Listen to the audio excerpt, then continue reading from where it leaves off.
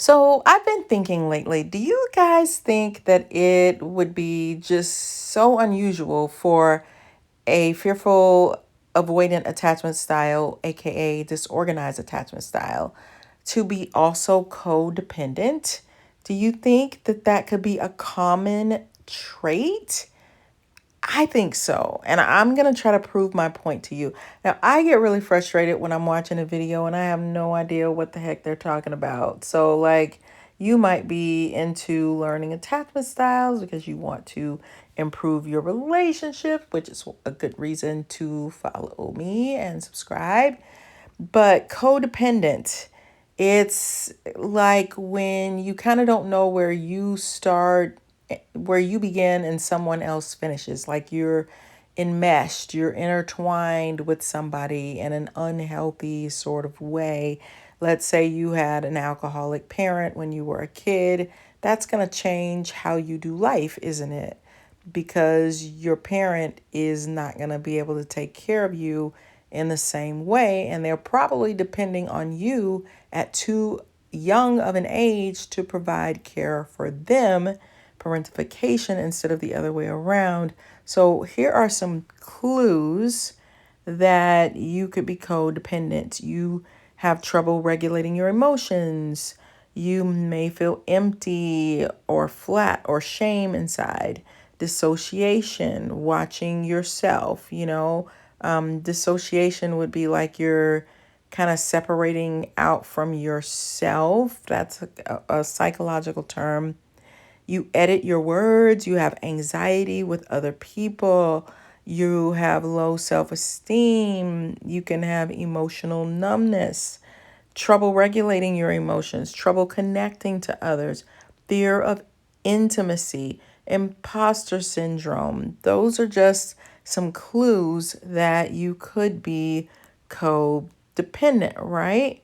Let's look at a few other signs to see if you think that this attachment style connects with codependency. You may have a tendency to do more than your share all the time. Fear of losing relationships or abandonment. You have an overwhelming need to be reassured and recognized. A compelling desire to control others. Fear of rejection. A tendency to apologize to keep the peace. Problem with creating and keeping boundaries. Difficulty making decisions. Dishonesty, doing things you don't want to do to make others happy, poor communication in relationships. I think most of these also fit this disorganized attachment style, which proves that there was probably some level of trauma. And maybe we don't want to call it as extreme as that, but because some people may not have, but some of the parenting that you experience could have fluctuated. You could have developed this style from intense, difficult romantic relationships where maybe you could rely on your partner. I mean, a great way to be traumatized is to have a ton of breakups with different people, and that's hurtful. It's extreme pain. So, and it can be very damaging. So, I think that codependency is definitely something that many people with this attachment style have developed, because if you're codependent to somebody, that means you probably had some extreme parenting happening, so you didn't know quite how to gauge them. Like, which person am I going to meet today? Am I going to meet the nice person, or am I going to meet the mean person? So I just want to address that with you, because for me, we want healing. We want healthy relationships. We want secure attachments. And the only way to get there is to understand what we're dealing with. So definitely subscribe and come on this journey with me. So fearful avoidant attachment style and codependency can intersect in various ways. So I'm going to give you some possible ways that these two aspects may manifest together. Number one, intense fear of abandonment. Fearful avoidant individuals typically have a deep fear of rejection and abandonment. This fear can lead them to become codependent in relationships as they may prioritize the needs and desires of their partner over their own in an attempt to avoid being left alone. So, in other words, you put your own needs aside. A lot of people with these two things are going to put their needs aside for the other person. They're used to doing that. It's like, I'm fine as long as you're fine, because they can't handle it when you're not fine, because that brings too much stress. So if you're frustrated, aggravated, you're irritated, your job isn't right, your relationship isn't right, you don't have a house to live in, or you don't like your job, that's going to drive them crazier than if they don't have their ish together, because it's like enmeshment. It's like, I feel everything you feel, so I need to get you straight so that I can feel okay. Because as long as your stuff is out of whack, it puts me out of whack. Whereas other people separate themselves better from what other people are going through. Not so much when you are a disorganized attachment style. You're going to be like, okay, what is this person feeling? I'm feeling what you're feeling. You develop you could become empathic. Number 2, self-worth dependency. Codependency often involves a strong reliance on others for validation and self-worth. Fearful avoidant individuals may struggle with their own sense of self-worth, and as a result seek external validation and approval from their partner or others in a codependent manner. 3, difficulty establishing boundaries. Both fearful avoidant attachment style and codependency can make it challenging for individuals to establish and maintain healthy boundaries in relationships. Fearful avoidant individuals may have a tendency to push others away out of fear, while codependent individuals may have difficulty asserting their own needs and setting boundaries. Number 4, roller coaster relationships. The combination of fearful avoidant attachment style and codependency can lead to tumultuous and unstable relationships. Fearful avoidant individuals may experience a push-pull dynamic in their relationships, alternating between wanting closeness and fearing it. This can be exacerbated by codependency, as an individual may struggle to navigate the boundaries and needs of both themselves and their partners. So it can get confusing for them. Number 5, emotional turmoil.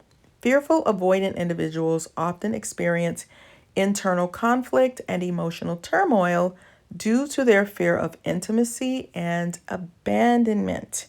Codependency can further intensify this emotional turmoil, as an individual may be overly reliant on their partner for emotional support and validation. So the intersection of fearful avoidant attachment style and codependency can, of course, vary from person to person. But the point is we want to develop a healthier self. So that's why I think it's important to look at any type of connections. That's what I like to do.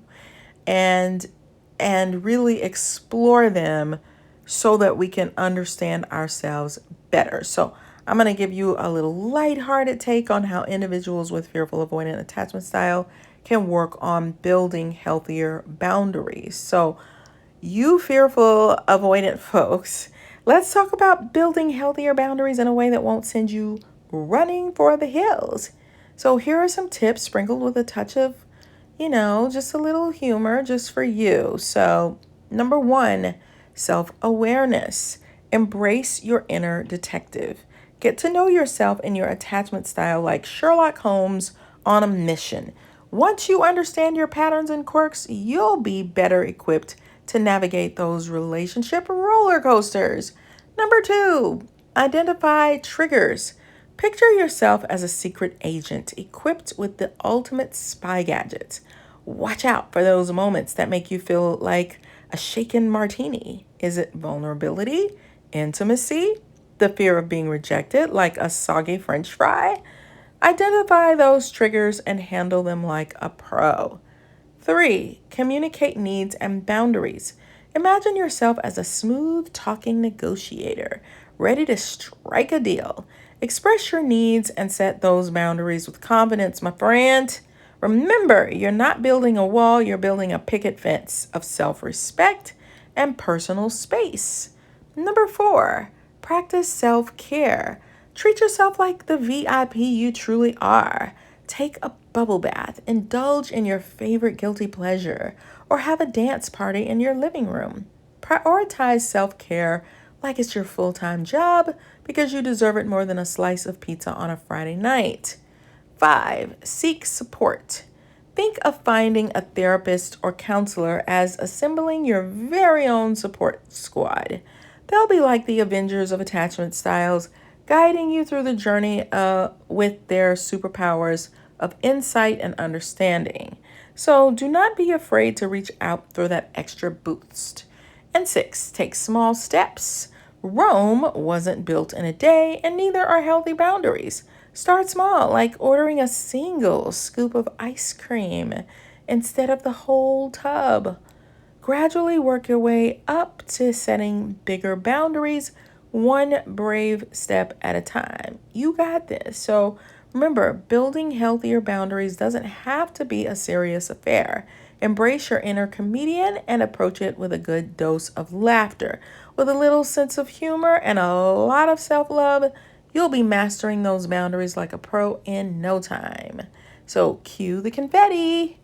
Okay, so I hope that something I said was helpful and useful to you today. Take out of this what you need to help yourself feel better and heal better. So I also wrote 3 books to help you. One is from ENFJ with Love, where I seek to understand all 16 Myers-Briggs personality types, which is so much fun when you understand yourself and others better. I wrote a book about love, Flip the Script on Love. I think all people with this attachment style need to understand love better, and we could all use a little coaching from a different person's perspective. And I think this attachment style can have a difficult time with narcissists. So I wrote a book called The Workplace NaRCISSiST about people who are workaholics. They build empires. They are powerful folks. So you need to understand them better. I'll put the link in the description box so that you can check those books out. They're on Amazon. Make sure you subscribe, like this video if you want me to do more attachment style videos, because this is something that I have not really done in the past. But if you're interested, I'm interested. So thank you. This is our channel, and I'll see you on the next video. Bye.